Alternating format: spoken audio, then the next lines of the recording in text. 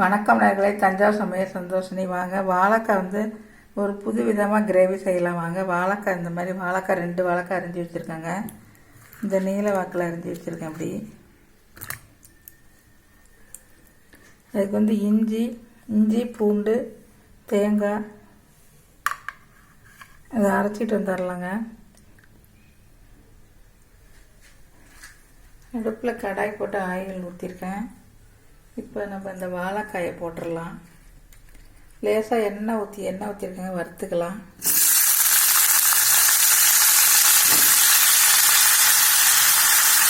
ரொம்ப டேஸ்டியாக இருக்குங்க.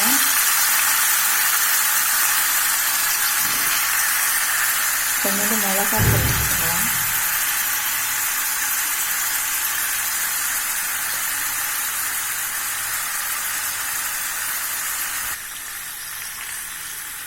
இப்போ நல்லா வறுத்துடலாங்க. லேசாக அரை வேக்காடை வதக்கிடலாம் வாழைக்காயை.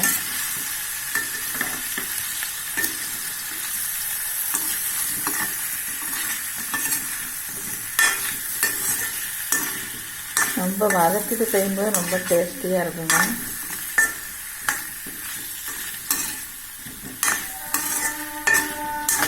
இந்த செட்டை வதங்கட்டுங்க.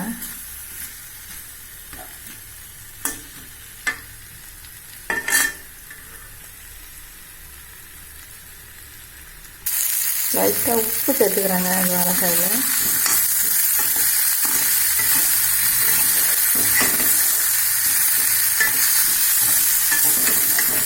இப்போ நம்ம இதை எடுத்துடலாங்க. இப்போ வாழைக்காய் நம்ம பாத்திரத்தில் எடுத்தாச்சுங்க. வாங்க, அடுப்பு கடாய் போட்டு ஆயில் ஊற்றிருக்கேன். சோம்பு போட்டுடலாம்.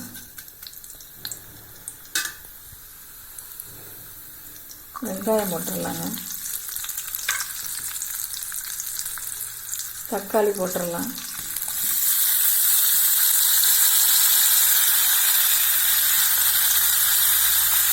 கருவேப்பிலை போட்டுடலாங்க.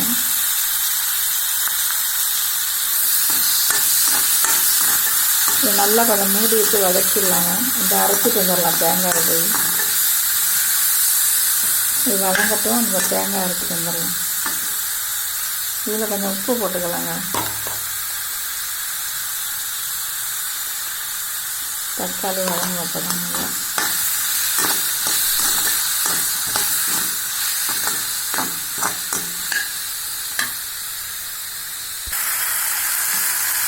இதை நல்லா வதங்கிட்டுங்க.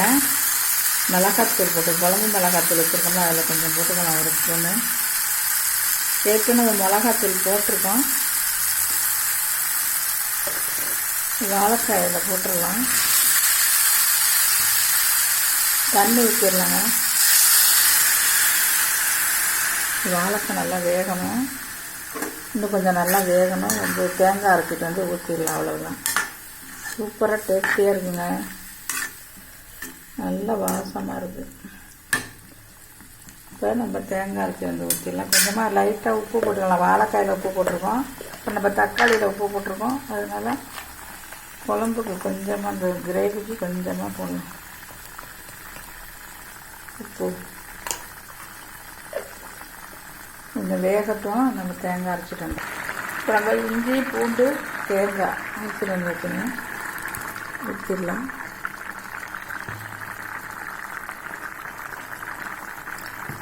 ஏற்கனவே 2-3 வாழைக்காய் நிறைய போட்டிருக்கேங்க. இது ஒரு புது மாதிரியான கிரேவி மாதிரி நல்லா இருக்குங்க. சூப்பராக இருக்குங்க.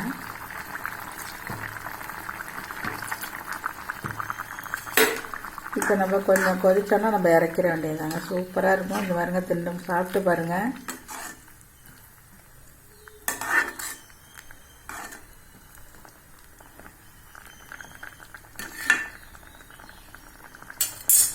கொஞ்சம் மூடி வச்சுருவோம்.